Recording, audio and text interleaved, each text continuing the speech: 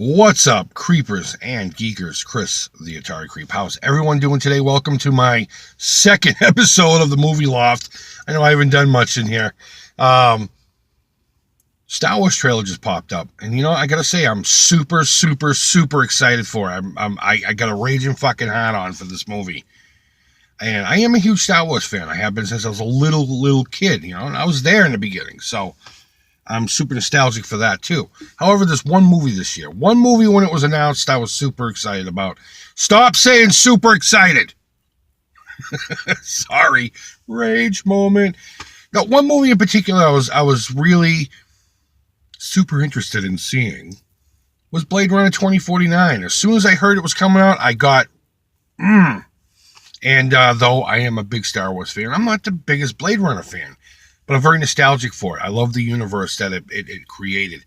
And I've seen every cut of it since HBO aired the original years ago and kept playing it over and over again. And when I heard this movie was coming out, I was like, well, it could be one of two things. It could be shit, because that's what, studios put out these days, because it's all an assembly line instead of filmmaking. I'm hoping I'm going to see some actual filmmaking from what very little I've been reading about this. So I'm going to head in. I'm going to get my seat. And apparently when you order online, you can have them bring your shit to you. So they're going to bring me my popcorn and my drink. I'm going to feel like a king. And I'm going to watch a 3-hour movie. And I'm going to come back and tell you all about it, except for spoilers. Just my feelings. And yeah, I hope you stick around. Well, wow, that sucked. That was fucking horrible. That was like, I don't know what to tell you. You know why I don't know what to tell you? Because I haven't gone in yet. I'm having a smoke before I walk in. Sorry. False alarm. Weirdest threesome ever. So I just got home, made a cup of coffee, set up the phone. Hopefully it won't fall. And I got to say, there's very few times, probably the last 20 or so years, that I've walked out of a movie theater excited for the Blu-ray or DVD back then. I can't recall a single time since I was probably mid-late 90s or so that I've walked out of a movie theater satisfied with a film. Today is that day. This is the first feature that I've watched. I mean, there's plenty of movies that I've enjoyed and I really like, but none that were truly satisfying as a whole. This movie, to me, was satisfying as a whole. If you like Blade Runner, you'll love this movie. There is a huge point I do want to get across, and I don't know if I'm going to be able to verbally get it out as best as I can. So I'm just going to give it a shot. The one thing I took away from this movie, more so than anything, is it felt right. It didn't feel like a 35-year stint between the two, with the exception of how it looked. Obviously, if it looked like a modern movie. But if someone were to have told me that this came out shortly after the original, I would have believed them. The technology looks dated, but in a way it should. It almost looks like 80s technology made to look like futuristic technology, but not so much that it was jarring. And it was like, oh yeah. A lot of movies made today that are time pieces or period pieces, as they call it, you feel that. And this movie didn't have that. It legitimately felt right. A lot of movies try to do the whole throwback thing, and they throw in what they call fan service. Now, this movie does do fan service, but again, it's not in one of those things where you're like, hey, I remembered that. There are things that just make you smile. It's done subtly, and it's done properly. Now, again, trying not to get too much into this movie, because this is one of those spoil-free movie situations where I don't want to tell you anything. I could literally just upload a video just saying I fucking love this movie. But the use of Harrison Ford scared the shit out of me walking into this. I wasn't sure if it was just going to be a little snippet thing, just saying, hey, he's still here. Come see Harrison Ford play Deckard again. Or if it was going to be a long, drawn-out thing where they had to force feed him into the story. And let me tell you, Harrison Ford's part in here did not feel out of place. It felt necessary. All the fan service in here maybe is why it doesn't feel so jarring, is because it felt necessary.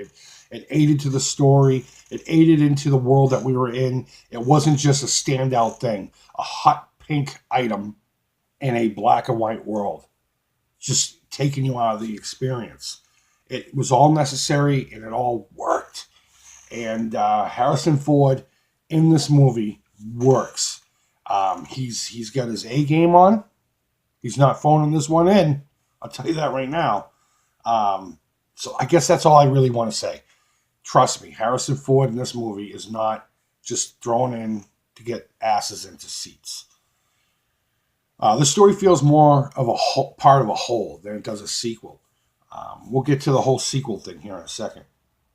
It feels like it's right. I'm not sure if I said this already in the beginning of my review here, but it felt like something that could have been made back when the original one, around the same time period, just to continue the story. It felt right. The story itself was fucking amazing. If you're the type of person who can generally figure things out in movies, I'm one of those guys. I tend to figure out things that a lot of people are like, oh, wow, you know? And every now and again, a couple of movies will come out where I'm just like, what? And this movie does that. I mean, it throws hints at you. Some of it you can tell they're trying to mislead you. But you're following this guy throughout the story. You're just trying to figure out something. I'm not telling you what it is. And just when you have all the pieces and you've nailed it, the movie flips around, takes a total left turn, and then transforms into something even better. And it just keeps building and building to this amazing climax. The visuals. I cannot even go on and on and on about the visuals. This movie just looks brilliant. I didn't watch a lot of reviews before I went to see this movie. I didn't want to. There were a few people online that I know I can trust as far as their opinion, and I knew they weren't going to say much, but all of them universally said this movie is breathtaking. And they weren't lying. Holy God, if this movie doesn't win awards just for that alone, the film industry is stupid. Sound design was amazing. It was spot on. It was loud when it needed to be. It was quiet when it needed to be. And it helped add to the whole experience, and it put you back into the Blade Runner universe. And talking about that, you have to talk about something that's lacking these days. Actual filmmaking. This isn't a movie. To me, this was a fucking film. This was an epic event. And I'm not trying to blow it up too much and make it like, this is the greatest thing on the planet. But when you're talking about sequels, generally sequels tend to be like, okay, you know, that added to it and whatever, but you could feel the difference between the two. This didn't have that. And there are some sequels, Empire Strikes Back, Godfather 2, there's plenty of them, that sometimes outshine the original. And I'm going to put this movie in that category. I may still like the original better because I have a lot of nostalgia for it watching it as a kid. And here and there throughout the years. But as a sequel, this I think it overshines it. I really do. I think I am excited to see this movie again, whether I go back to a theater or I have to wait for it to come out on some kind of home media. I'm excited to see. I want to watch this movie again. I'm sure there's a lot that I missed because it's almost 3 hours long. There's a lot to take in. Just the visuals alone just overwhelm you. As far as anything I may not have liked, that runtime was a little tough. I'm not gonna lie. Halfway through the friggin' movie, I had to go to the bathroom, and I wasn't gonna get up. I wasn't leaving. And part of the climax happens in a lot of water, and I was hurting. That's the only negative I could say about the movie. Saying it was 3 hours long, though, I didn't feel it. I'll tell you that right now. It felt more like a movie that teetered around 2.25 hours, which tells me one thing: I was into it, and I was expecting it. The only other thing I really will say about this movie is it wasn't necessarily opened up for another Blade Runner movie. There wasn't some big cliffhanger, but there is a subplot that came in that was interesting that I think they will expand upon. Hopefully, if this movie does really well. I haven't looked at the numbers because none of that really matters to me at all.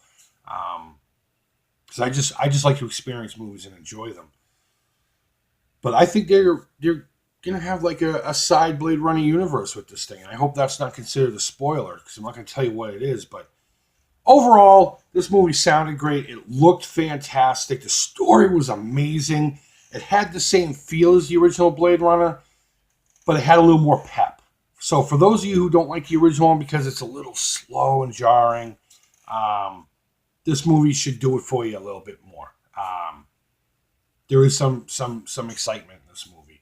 And the one thing, and this is, I guess, technically a spoiler, the one thing that really bugged me about the original Blade Runner is Harrison Ford didn't do a lot of detecting. You know? This movie, our Blade Runner, does detecting. And it's a fucking great story. If you haven't seen it yet, get out there. Get your ass into a seat. Go see this movie. This is a great movie, especially if you like the first one. If you love the first one, I know you've already seen this movie.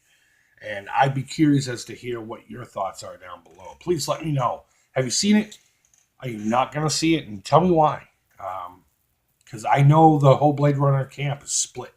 There's no, yeah, it was a good movie. You either fucking loved it or you despise it. And I get that. So, yeah, leave a comment down below. Thumbs up, thumbs down. All feedback's positive, guys. Thanks as always so much for watching. Go watch Blade Runner 2049. And it really just sparked my love for that weapon again. Yes, that weapon is in there. And not just as a throwback. That's another spoiler for you. Sorry. So, guys, thanks as always for watching. Hope everyone's doing well. Take care.